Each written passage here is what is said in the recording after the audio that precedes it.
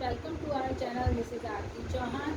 आज हम worksheet number 9 करने वाले हैं क्लास 10 की, जो कि हमें DOE NCT दिल्ली से आ रहे हैं। गवर्नमेंट स्कूल्स में ये वाली वर्कशीट सप्लाई की जा रही है और ये वाली वर्कशीट के सॉल्यूशन मैं आपको अपने चैनल पे दे रही हूँ। तो वर्कशीट नंबर 8 मैंने लास्ट टाइम अपलोड की थी, अब है वर्कशीट नंबर 9 की बारी और टॉपिक इसका वही है जो 8 का था, लीनियर इक्वेशन इन 2 वेरिएबल्स। और आज का जो टॉपिक है इसका सब टॉपिक है कंसिस्टेंट और इनकंसिस्टेंट बताना, यानी कि हिंदी में संगत और असंगत। जो हमारी लीनियर इक्वेशन इन 2 वेरिएबल है, इसकी जो ग्राफीय सॉल्यूशन होंगे वो संगत हैं या असंगत हैं, इनके हल इस वर्कशीट में हमें ये बताना सीखना है। तो सबसे पहले जो वर्कशीट में है मैं उसी पे कंसंट्रेट करूँगी। मैं इसमें टॉपिक पे इतना कंसंट्रेट नहीं कर रही हूँ। वर्कशीट में जो समझाया गया है और वर्कशीट में जो क्वेश्चन दिए गए हैं उनको ध्यान में रखते हुए ये वाले वीडियोस मैं बना रही हूँ। तो सबसे पहले हमारी जो वर्कशीट है उसमें स्टैंडर्ड फॉर्म के बारे में बताया गया है। तो आइए हम देखते हैं standard form of linear equation, जो कि हमने अपने लास्ट क्लास में भी देखा था।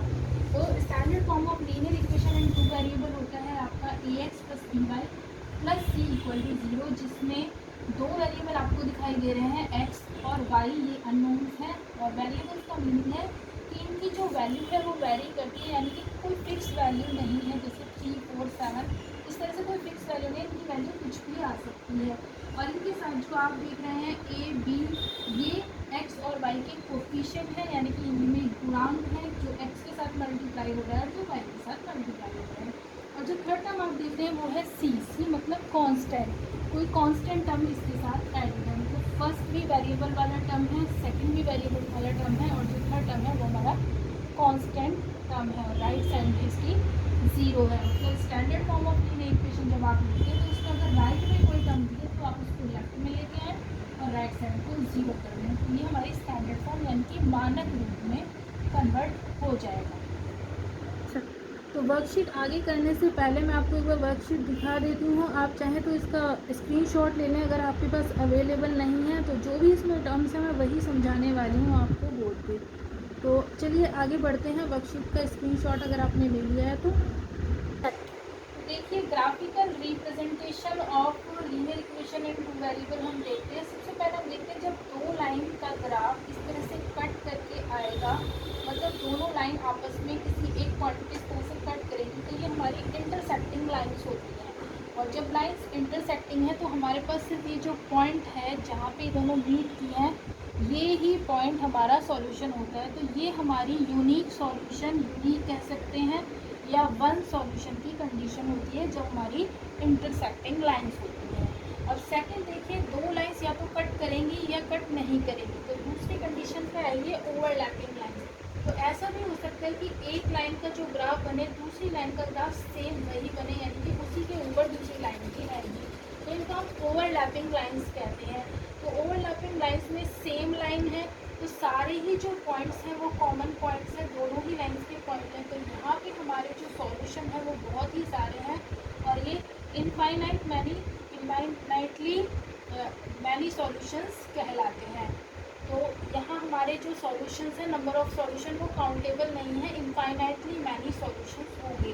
अब तीसरी सिचुएशन आती है जब हमारी लाइन्स जो होंगी वो पैरेलल लाइन होंगी, यानी कि फर्स्ट लाइन का जो ग्राफ आएगा दूसरी लाइन का ग्राफ उसको कहीं से भी टच नहीं करेगा और इनके बीच का जो डिस्टेंस है वो हमेशा सेम रहेगा।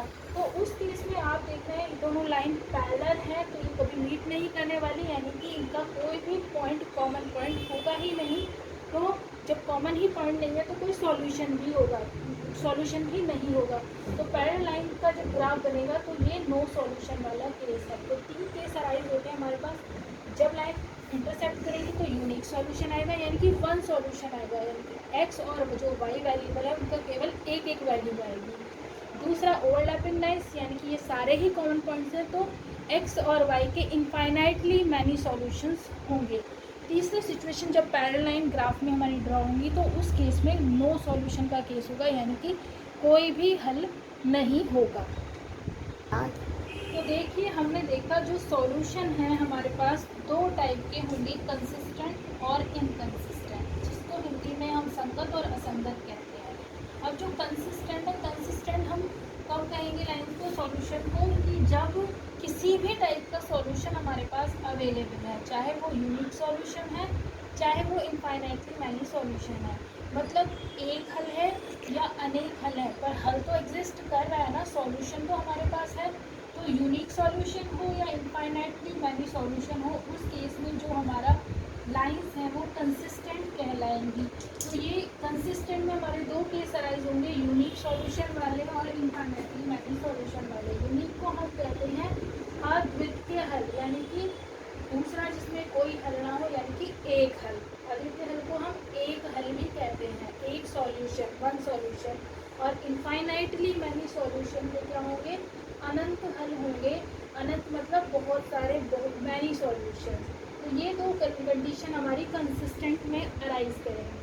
अब आप ये देखिए, जब यूनिक सॉल्यूशन होगा हमारा, तो जो इनकी कोफिशिएंट है, यानी कि जब हम स्टैंडर्ड फॉर्म लिखते हैं इक्वेशन की, तो अगर मैं दो इक्वेशन लिखूँ, लीनियर इक्वेशन का पेयर लिखूँ, तो इक्वेशन होगी जैसे होती है ax + by + c = 0। ये हमारी स्टैंडर्ड फॉर्म होती है। तो यहाँ देखिए इसमें, तो ये जो हमारे कोफिशिएंट है, मैं इसको लिखूँगी a1x, क्योंकि मैं दो लाइन को रिप्रेजेंट करने वाली हूँ, b1y और c1 = 0। अब ये तो हो गई फर्स्ट इक्वेशन। अब सेकंड इक्वेशन क्या लिखूँगी मैं, a2x + b2y + c2 = 0। ये हमारी हुई सेकंड इक्वेशन। तो ये हमारा पेयर हुआ दो इक्वेशंस का x और y वेरिएबल में। अब इनके कोफिशिएंट को देखिए, इनकी कोफिशिएंट की मैं कंडीशन लिखूँगी कि इनके कोफिशिएंट का रेशो देखते हुए आप कैसे बताएं बिना ग्राफ बनाए कि इनका सॉल्यूशन आपका यूनिक सॉल्यूशन होगा, इनफाइनाइट सॉल्यूशन होगा, या कोई सॉल्यूशन एग्जिस्ट नहीं करेगा। या क्वेश्चन बन सकता है कि लाइंस कंसिस्टेंट हैं या इनकंसिस्टेंट सॉल्यूशन होंगे। तो इस तरह के क्वेश्चन किस तरह से अटैम्प्ट करने, जो हमारी इक्वेशन ये है, तो उनके कोफिशिएंट को देख के बताना बहुत ही ईजी है। इसकी कंडीशंस हैं, उनको हमें लर्न करना होता है। तो देखिए, यूनिक सॉल्यूशन तब होता है हमारा, मैंने अभी ग्राफिकली भी आपको समझाया, यूनिक सॉल्यूशन यानी कि एक सॉल्यूशन। और एक सॉल्यूशन तब होता है हमारा जब हमारी लाइन इस तरह से इंटरसेक्ट करती है, तो ये पॉइंट हमारा सॉल्यूशन होता है। तो इसके लिए कंडीशन याद करना भी बहुत ही ईजी है, क्योंकि ये कटी हुई लाइन है, इंटरसेक्टिंग लाइन है। तो इसमें जो रेशो होगी, यानी कि a1 a2 first x coefficient की जो रेशो होगी, आप सब में यही लिखिए b1 b2 और c1 c2। अब लर्न करने के लिए मैं आपको बता रही हूँ, क्योंकि इसकी लाइंस आपको पता है, इसका ग्राफ हम ड्रॉ करने लगे, तो लाइंस होंगी आपकी इंटरसेक्टिंग लाइन, यानी कट करने वाली लाइन। तो इसमें पहला ही रेशो आप कट कर दीजिए, means a1/a2 is not equal to b1/b2 but equal to c1/c2। है ना, लर्न करने के लिए काफ़ी ईजी ट्रिक।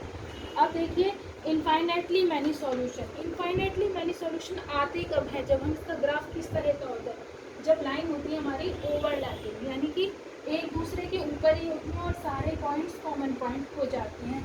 तो इसमें रेशो का भी हम वही करेंगे, पहले लिखेंगे a1/a2 b1/b2 c1/c2। और क्योंकि लाइन सेम ही आ गई हैं एक दूसरे के ऊपर, तो सारे रेशोज भी हम सेम डालेंगे, मतलब सारे फ्रैक्शंस जो हैं आपके सेम आ जाएंगे। तो इन्हें देख के हम बता सकते हैं, अरे इसका तो इनफाइनाइटली मैनी सॉल्यूशन होगा। तो कितना आसान है याद करना। अब ये दोनों ही टाइप के जब आपने पहचान लिया कि इसका यूनिक सॉल्यूशन है या इनफाइनाइटली मैनी सॉल्यूशन है, और आपको क्वेश्चन में बताना हो कि कंसिस्टेंट होंगी या इनकंसिस्टेंट होंगी, तो आपको पता है चाहे यूनिक सॉल्यूशन हो या इनफाइनाइटली मैनी सॉल्यूशन हो, तो कुछ तो सॉल्यूशन एग्जिस्ट कर ही रहे हैं, तो आंसर हमारा होगा कंसिस्टेंट लाइन्स है। अब इनकंसिस्टेंट की बारी करते हैं। इनकंसिस्टेंट के बारे में हम बात करते हैं, तो ये होता है असंगत हल, यानी कि नो सॉल्यूशन। अब नो सॉल्यूशन कब होता है, जब हमारी लाइन का ग्राफ किस तरीके का बनता है, पैरेलल लाइंस, यानी कि कोई भी लाइंस में कॉमन पॉइंट आएगा ही नहीं, दोनों लाइन कभी कट करेंगी ही नहीं। तो इसकी कंडीशन हमें क्या लिखनी है, a1/a2, पहले सारे इक्वल लिख लें, b1/b2 c1/c2। अब देखिए, जो इंटरसेक्टिंग लाइन्स हैं उनमें तो फर्स्ट ही रेशो कट जाता है, और सेम लाइन्स में सारे सेम हैं। तो अब इसके लिए थर्ड के लिए कंडीशन क्या बची, फर्स्ट इक्वल और दूसरा नॉट इक्वल। तो पहले लाइन्स में आप देखेंगे जो फर्स्ट कोफिशिएंट है, यानी कि x और y के जो कोफिशिएंट के रेशो हैं वो बिल्कुल सेम आएंगे, बट इनके जो कांस्टेंट टर्म है वो हमारे डिफरेंट होंगे। तो जब सिर्फ कांस्टेंट डिफरेंट लगे तो आप समझ जाएं कि आपकी जो लाइंस हैं वो पैरेलल लाइंस हैं, उसका कोई सॉल्यूशन एग्जिस्ट नहीं करने वाला है, यानी कि सॉल्यूशन इनकंसिस्टेंट होगा।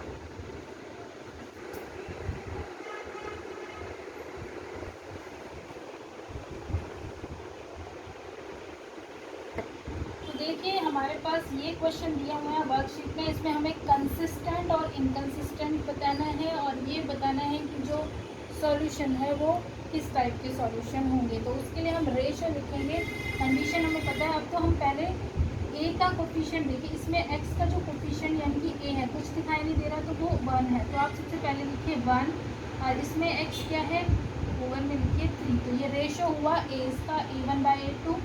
दूसरा यहाँ पे देखिए y का कोफिशिएंट है -2 और यहाँ पे y का कोफिशिएंट सेकेंड इक्वेशन में है +4, तो आपका रेशो हुआ -2/4। कैंसिलेशन के बाद जो आएगा वो आपका रेशो होगा।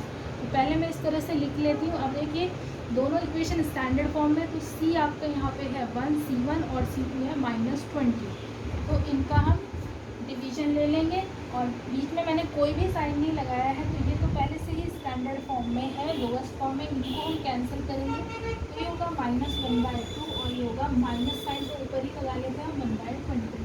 तो आपने देखा कि जो फर्स्ट नंबर ही है वो इक्वल नहीं है, यानी कि फर्स्ट क्या होता है आपका A1/A2 is not equal to B1/B2 आ गया।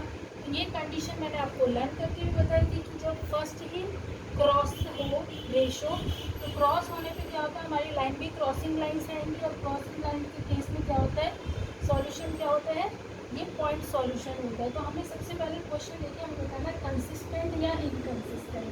जब आपका किसी भी टाइप का सॉल्यूशन हो, चाहे यूनिक सॉल्यूशन हो चाहे इनफाइनाइटली मैनी सॉल्यूशन हो, तो हमारा आंसर होगा कंसिस्टेंट। तो ये कंसिस्टेंट होंगी लाइन्स यानी कि संगत, हिंदी में कहते हैं संगत। अब ये बताएं हम किस टाइप का सॉल्यूशन होगा। देखिए दोनों लाइन अगर क्रॉस करें तो एक ही सॉल्यूशन आएगा, तो इसको हम कहेंगे यूनिक सॉल्यूशन या वन सॉल्यूशन, यानी कि आपका एक हल। समझ आया होगा आपको, एक हल आएगा, तो ये इसका सॉल्यूशन है। अब इसी तरह का मैं आपको सेकंड पार्ट दिखाती हूँ। इसमें भी आप देखिए आपके पास जो कोफिशिएंट है एक्स का आपने लिया 2 और दूसरी लाइन में एक्स का कोफिशिएंट है आपका 4। इसी तरह से वाइज के कोफिशिएंट का भी आप डिवीजन लिखिए 3/6 और ये हो गया -9/80। मैंने डिफ्रैक्शन कहा है इनका कि ये फ्रैक्शन लिखना भी, ये रेशो नहीं है। कैंसिलेशन के बाद यानी कि लोवेस्ट फॉर्म करने के बाद ही आपका रेशो आता है, तो अब इनके रेशो निकालते हैं। तो 2/4 होगा आपका 1/2, नेक्स्ट ये भी होगा आपका 1/2 और ये होगा -1/2। तो आप देख रहे हैं first are equal and second is not equal, जो कि नेगेटिव है। तो आपने देखा कंडीशन बनी कि A1/A2 is equal to B1/B2 but not equal to C1/C2। तो इसमें देखिए आपके फर्स्ट इक्वल है और सेकंड वाले कैंसिल है। तो ऐसा सिर्फ पैरेलल लाइंस में होता है जब आपके एक्स और वाई के कोफिशिएंट का रेशो सेम होता है और उनके कांस्टेंट डिफरेंट होते हैं। तो पैरेलल जो लाइन होती है उनमें कोई भी कॉमन पॉइंट नहीं होता, यानी कि उनमें कोई सॉल्यूशन नहीं होता, तो इसका सॉल्यूशन हुआ नो सॉल्यूशन। अब ये देखिए नो सॉल्यूशन है, पर इसने पूछा कंसिस्टेंट या इनकंसिस्टेंट, तो जब कोई भी सॉल्यूशन नहीं होता तो हमारा आंसर इनकंसिस्टेंट होता है। ठीक है, तो इसी तरह से हम थर्ड क्वेश्चन भी करेंगे। हम लिखेंगे कोफिशिएंट का रेशो 1/2, यहाँ x 1 है और यहाँ 2 है, और y के कोफिशिएंट हुए 2 और 4 और ये कांस्टेंट हमें ये। तो अब इनको हम लोएस्ट फॉर्म में करेंगे 1/2, ये भी हुआ 1/2 और ये हुआ आपका 1/3। तो first are equal but third are not equal, means constant term different है और x और y के कोफिशिएंट का रेशो सेम है। तो वही केस हुआ पैरेलल लाइन का, और पैरेलल लाइन के केस में नो सॉल्यूशन, कोई भी सॉल्यूशन एग्जिस्ट नहीं करेगा, यानी कि ये भी आपका इनकंसिस्टेंट जो है लाइंस हैं। तो ये थी हमारी DOE से आई हुई वर्कशीट नंबर 9 क्लास 10th की। आई होप आपको समझ आया होगा और इसमें कुछ ट्राई दिस क्वेश्चन है, अब आप वो ईजिली ट्राई कर सकते हैं। अगर आपको मेरी वीडियो अच्छी लगी है और आपको थोड़ा भी कुछ समझ आया है तो आप मेरी वीडियो को लाइक शेयर सब्सक्राइब करना ना भूलें।